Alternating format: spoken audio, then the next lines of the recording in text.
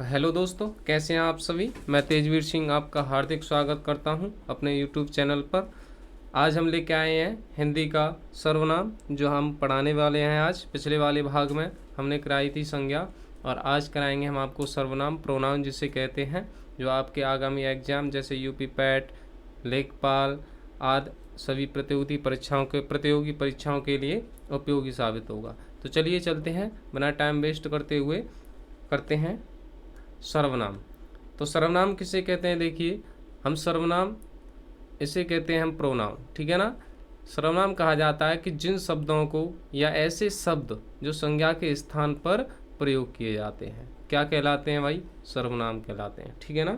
ऐसे शब्द जो संज्ञा के स्थान पर प्रयोग होते हैं उन्हें हम सर्वनाम कहते हैं, ठीक है ना। जैसे आपका हुआ मैं, तुम, हम, ये क्या है, आपके सभी सर्वनाम शब्द हैं। ऐसे शब्द जो संज्ञा के स्थान पर प्रयोग किए जाते हैं, ठीक है ना। या हम कह सकते हैं दूसरी भाषा में, सर्वनाम शब्दों का जो प्रयोग है वो किसी संज्ञा के नाम के बदले किया जाता है, ठीक है ना। जैसे देखिए मैंने एक सेंटेंस लिख दिया है यहाँ पर, जैसे राम घर देर से पहुँचा क्योंकि उसकी क्लास चल रही थी, ठीक है ना। तो इसमें संज्ञा क्या है, आपका संज्ञा कहते हैं हम किसी वस्तु, स्थान या प्राणी का नाम जो आता है, ठीक है ना। तो यहाँ पर प्राणी का नाम है राम, ठीक है ना। तो संज्ञा है, अब किसी संज्ञा के स्थान पर प्रयोग होता है। तो राम घर देर से पहुंचा क्योंकि उसकी क्लास चल रही थी, ठीक है ना। तो राम के बदले यहाँ पर क्या आया है, उसकी। तो यहाँ पर सर्वनाम शब्द क्या होगा आपका, उसकी, ठीक है ना। तो ऐसे हम पहचान लेंगे कि कौन सा सर्वनाम है किसके स्थान पर प्रयोग किया जाता है, ठीक है ना। तो आपका इस हिसाब से सर्वनाम के जो प्रकार हैं वो होते हैं आपके 6 प्रकार। लेकिन अगर आपसे पूछ लिया जाता है जो कि सर्वनाम शब्द, क्या सर्वनाम शब्द कुल कितने होते हैं, तो आप कह सकते हैं 11 इनकी संख्या होती है।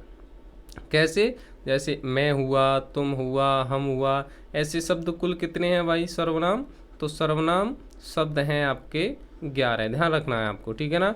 और सर्वनाम के जो भेद हैं या प्रकार हैं कितने हैं, 6 प्रकार हैं, ठीक है ना।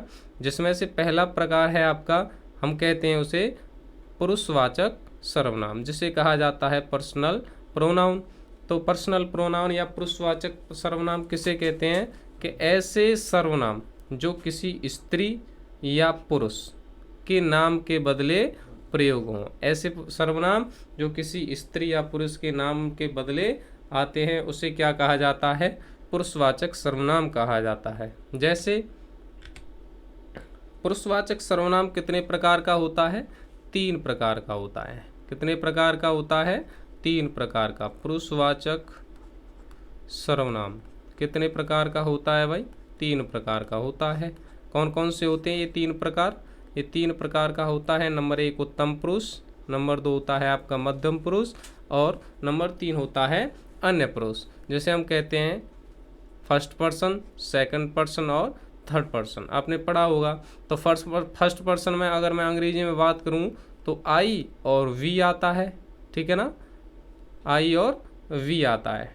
और सेकंड पर्सन की बात करूँ तो मैं यू आता है आपका, और थर्ड पर्सन में आते हैं आपके ही, सी और इट, ठीक है ना। तो उत्तम पुरुष में अगर मैं हिंदी में बात करूँ तो आई से संबंधित, आई मीन्स यानी मैं हुआ और वी हम हुआ, ठीक है ना।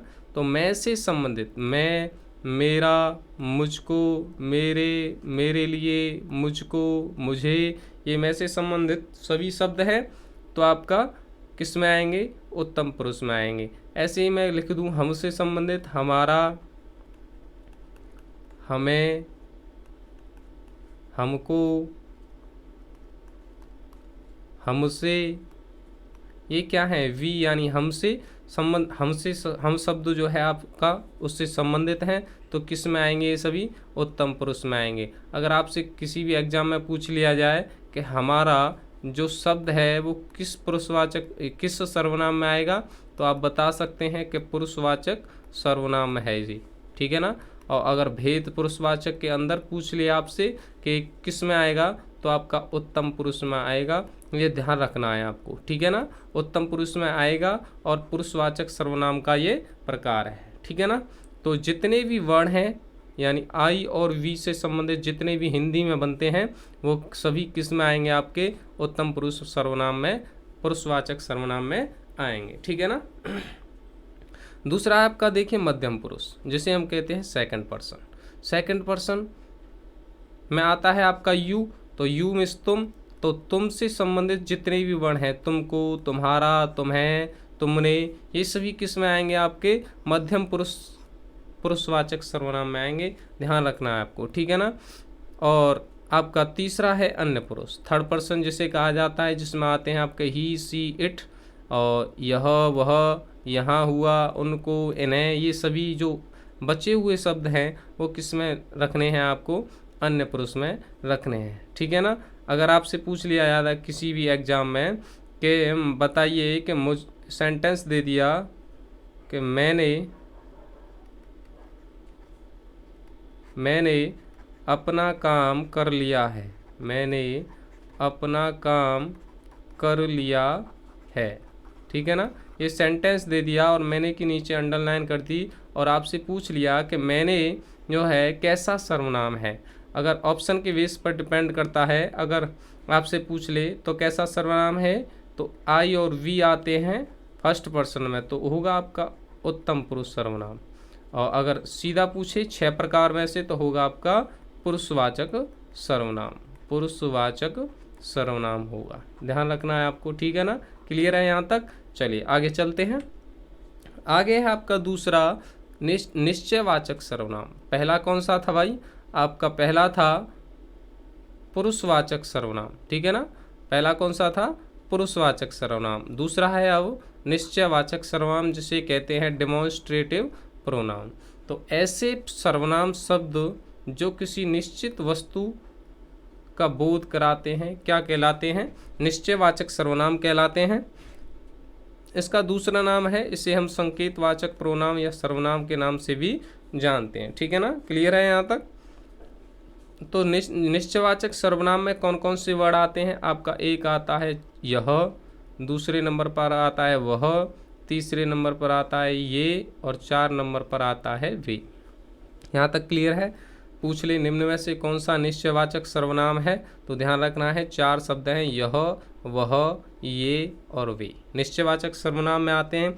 लेकिन अगर आपसे पूछ ले कि यह जो है कैसा है, तो आपका निकट की वस्तुओं को दर्शाता है, तो निकटवर्ती निश्चयवाचक सर्वनाम है ये, निकटवर्ती निश्चयवाचक सर्वनाम है, ध्यान रखना है आपको। यह और ये कैसे वर्ड हैं, निकटवर्ती निश्चयवाचक सर्वनाम है। और वह और वे आपके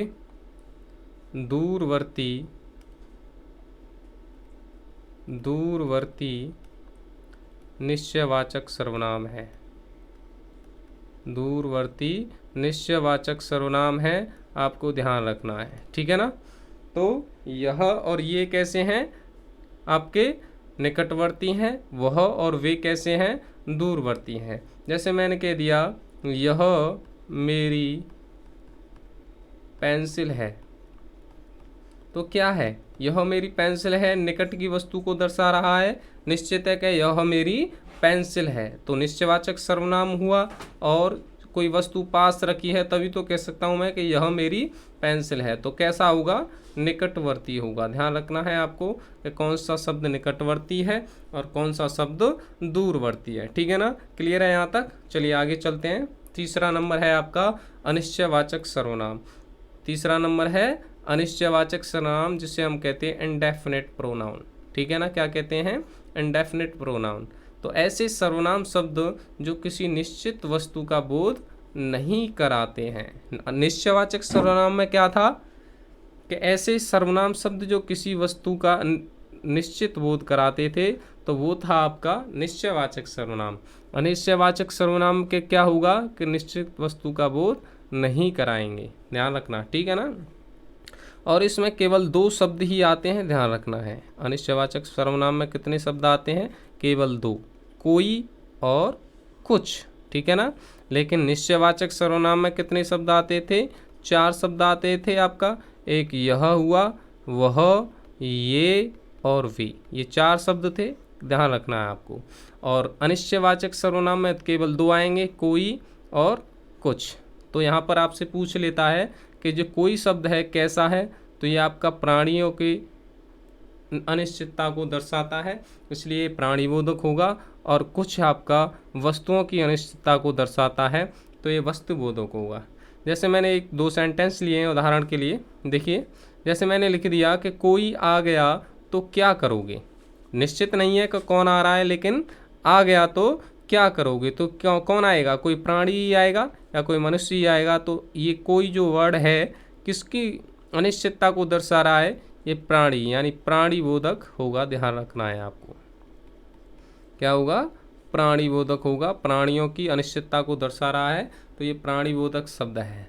और जैसे बर्तन में कुछ है, तो कुछ क्या है, कोई वस्तु ही रखी होगी बर्तन में, तो आपका ये दर्शाता है आपका वस्तुबोधक को। किसको दर्शाता है, वस्तुबोधक है ये, वस्तुबोधक अनिश्चयवाचक सर्वनाम है, ध्यान रखना है। वस्तुबोधक अनिश्चयवाचक सर्वनाम है, आपको ध्यान रखना है। तो आपको ध्यान रखना है अनिश्चयवाचक सर्वनाम में केवल 2 शब्द आते हैं, कोई और कुछ। कोई जो है प्राणीबोधक है और कुछ जो है वस्तुबोधक है। चलिए आगे चलते हैं। 4 नंबर पर आता है आपका प्रश्नवाचक सर्वनाम। कौन सा आता है, प्रश्नवाचक सर्वनाम, जिसे हम कहते हैं इंटेरोगेटिव प्रोनाउन कहा जाता है।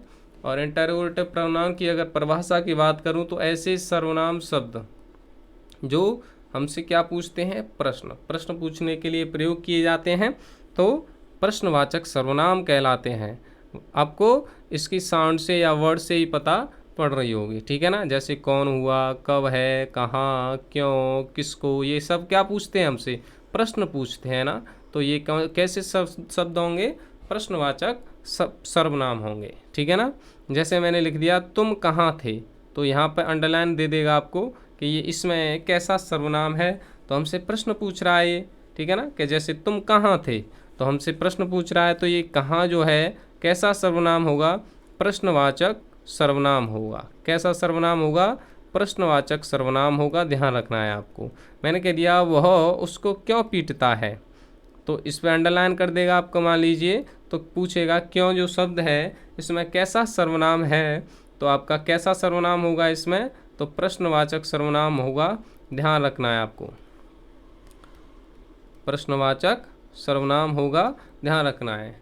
यानी अगर हमसे कोई वाक्य प्रश्न पूछता है और पूछे आपसे कि कौन सा सर्वनाम है, तो आपको बताना है कि उसमें आपका प्रश्नवाचक सर्वनाम होगा, ध्यान रखना है। क्या, कब, क्यों, कैसे, कहाँ, किनको, ये सभी क्या है, प्रश्नवाचक सर्वनाम शब्द हैं, ध्यान रखना है। क्लियर है ना। चलिए आगे चलते हैं। 5 नंबर पर है आपका संबंधवाचक सर्वनाम। 5 नंबर पर है संबंधवाचक सर्वनाम, जिसे हम कहते हैं रिलेटिव प्रोनाउन, ठीक है ना।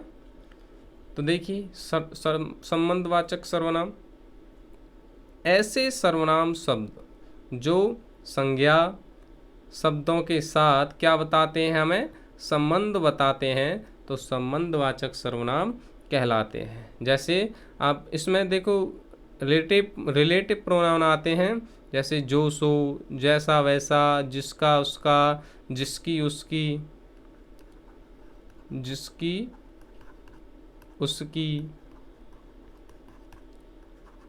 जैसी वैसी, ऐसे वर्ड आते हैं, ध्यान रखना है। जैसे मैंने कह दिया जिसकी लाठी उसकी भैंस, तो जिसकी लाठी उसकी भैंस, तो रिलेटिव है, जिसकी लाठी उसकी भैंस, तो इन दोनों में कैसा सर्वनाम होगा, तो आपको बताना है संबंधवाचक सर्वनाम होगा, ध्यान रखना है, संबंधवाचक सर्वनाम। मैंने कह दिया जैसा बोओगे वैसा काटोगे, तो जैसा बोओगे वैसा काटोगे, तो क्या होगा, संबंधवाचक सर्वनाम होगा। जैसी करनी वैसी भरनी, तो ये क्या है, रिलेटिव है, तो कैसा सर्वनाम होगा इसमें, संबंधवाचक सर्वनाम होगा, ध्यान रखना है आपको, ठीक है ना। समझ में आ गया, क्लियर है यहाँ तक, ठीक है ना। तो चलिए चलते हैं आगे। 6 नंबर पर आता है आपका, देखिए निजवाचक सर्वनाम। जिसे हम रिफ्लेक्सिव प्रोनाउन कहते हैं, निजवाचक सर्वनाम को। और इसकी परिभाषा है कि जिन वाक्यों का प्रयोग वक्ता जो है, जो बता रहा है, वो स्वयं के लिए करता है, ठीक है ना, तो उसे निजवाचक सर्वनाम कहते हैं। और इसमें देखिए सबसे अधिक इम्पोर्टेंट बात है जो आपको एग्जाम में पूछा जाता है, वो आप शब्द सबसे ज़्यादा आता है। क्या आता है?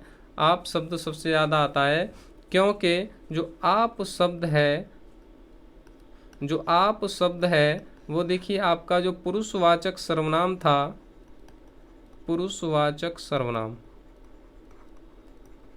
जो सर्वनाम था उसके आपकी सेकंड पर्सन में भी आता था, सेकंड पर्सन में भी आ सकता है, क्योंकि उसमें क्या था, यू आता है, और यू को हम आप भी कह सकते हैं। तो आपको ये अपने उससे निकालना है कि आप जो है कहीं स्वयं के लिए प्रयोग तो नहीं हुआ है। अगर स्वयं के लिए प्रयोग हो रहा है तो हम किस में लगाएंगे? निजवाचक सर्वनाम लगाएंगे। जैसे मैंने कह दिया, आप भले तो जग भला, इसके नीचे अंडरलाइन दे देगा आपको और पूछेगा कि कैसा सर्वनाम है, तो आपको लगाना है निजवाचक। क्या लगाना है? निजवाचक सर्वनाम होगा, क्योंकि स्वयं के लिए प्रयोग हुआ है। अगर आप भले हैं तो जग भला होगा, ठीक है ना। जैसे मैंने कह दिया, यह काम मैं अपने आप कर लूँगा, तो यह काम मैं अपने आप कर लूँगा किसके लिए प्रयोग हुआ है? आप जो शब्द है किसके लिए? स्वयं के लिए प्रयोग हुआ है। तो कैसा सर्वनाम होगा इसमें? निजवाचक सर्वनाम होगा, ध्यान रखना है। जैसे तुम खाना अपने आप बनाओगे, तो स्वयं के लिए प्रयोग हुआ है ना, तो कैसा होगा? निजवाचक सर्वनाम होगा, ध्यान रखना है, ठीक है ना। और अगर मैं कह दूं कि आपने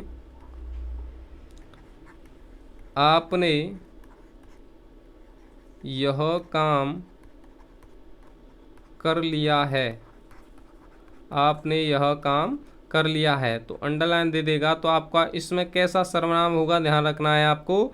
इसमें सर्वनाम होगा आपका कौन सा वाला? पुरुषवाचक सर्वनाम होगा, पुरुषवाचक सर्वनाम होगा, ध्यान रखना है आपको। और कौन सा वाला होगा? आपका मध्यम पुरुष होगा, सेकंड पुरुष होगा, ध्यान रखना है, ठीक है ना। तो आप समझ गए कि अगर कोई आप वर्ड आ जाए तो आपको ध्यान रखना है कि स्वयं के लिए प्रयोग हुआ है तो निजवाचक में आएगा, और अगर किसी दूसरे व्यक्ति के लिए प्रयोग हुआ है तो वो पुरुषवाचक सर्वनाम में आएगा, ठीक है ना। तो ये थे आपके सर्वनाम के 6 प्रकार आपका। और अगर आपको हमारी वीडियो अच्छी लगी है तो शेयर कीजिए, लाइक कीजिए, और अगर चैनल पर नए हैं तो सब्सक्राइब कीजिए। अगर इस सर्वनाम की PDF आपको चाहिए तो हमारे व्हाट्सएप ग्रुप पर नीचे डिस्क्रिप्शन में लिंक दिया हुआ है, उस पर जुड़कर आप सर्वनाम की PDF प्राप्त कर सकते हैं। धन्यवाद।